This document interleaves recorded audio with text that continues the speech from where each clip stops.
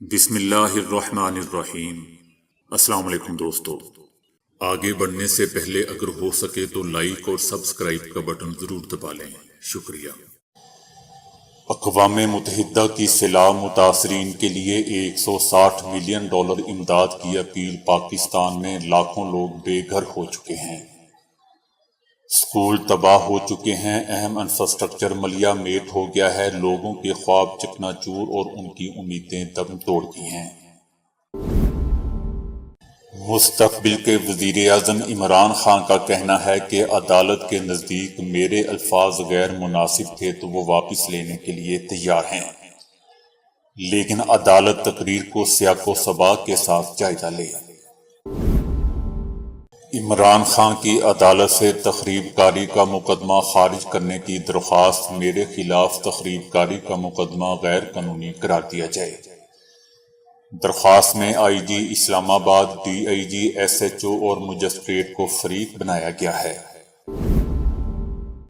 بھارت میں عیدگاہ میدان میں ہندو تہوار کے انعقاد کی کوشش ناکام۔ بھارتی سپریم کورٹ نے مسلم وقف بورڈ کی درخواست پر عیدگاہ میں گنیش دیوتا کے تہوار کی تقریبات منانے سے روک دیا۔ راولپنڈی کے ہاسپٹل میں نومولود لڑکے اور لڑکی کی تبدیلی، دونوں خاندانوں کا بیٹی لینے سے انکار۔ نومولود بچوں اور ان کے والدین کا ڈی این اے ٹیسٹ کروایا جائے۔ Army chief general Qamar Javed Bajwa کا کہنا ہے کہ سیلاب زدگان کی امداد کے لیے اپیل پر بہت اچھا رسپانس ملا ہے۔ سعودی عرب اور قطر سے امداد کی پروازیں جلد آنا شروع ہو جائیں گی۔ سندھ اور بلوچستان میں زیادہ مسئلہ ہے۔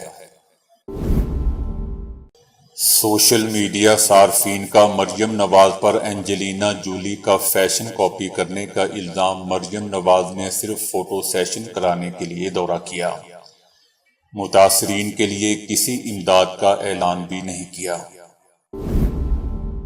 بلاول بھٹو زرداری کا کہنا ہے کہ ڈوبے ہوئے علاقوں سے پانی نکالنا ممکن نہیں ہے۔ سندھ کے 23 اور بلوچستان کے 30 اضلاع ڈوب گئے ہیں۔ قبرستانوں سمیت کہاں کہاں سے پانی نکالیں، یہ پانی مہینوں تک مشکل سے نکلے گا۔ طالبان حکومت بھی روس سے سستے داموں پیٹرول کی خریداری کے لیے تیار۔ بھارت اور میانمار بھی روس سے سستے داموں پیٹرول کی خریداری کا معاہدہ کر چکے ہیں۔ سعودی عرب میں دور رسالت صلی اللہ علیہ وآلہ وسلم سے متعلق 5 یادگار مساجد کی بحالی کا فیصلہ۔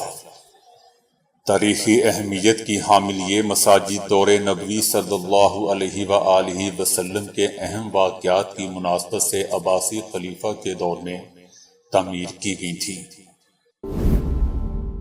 گاڑی سے معروف بھارتی لوک گلوکارہ کی باڈی برآمد۔ پولیس کا کہنا ہے کہ گلوکارہ کو گلا گھونٹ کر مارا گیا۔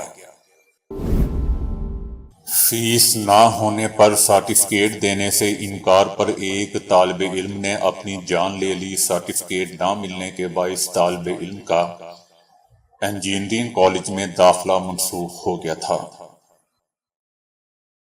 تو دوستو، ابھی کے لیے اتنا ہی۔ ویڈیو کو لائک اور شیئر کرنے کا بہت بہت شکریہ۔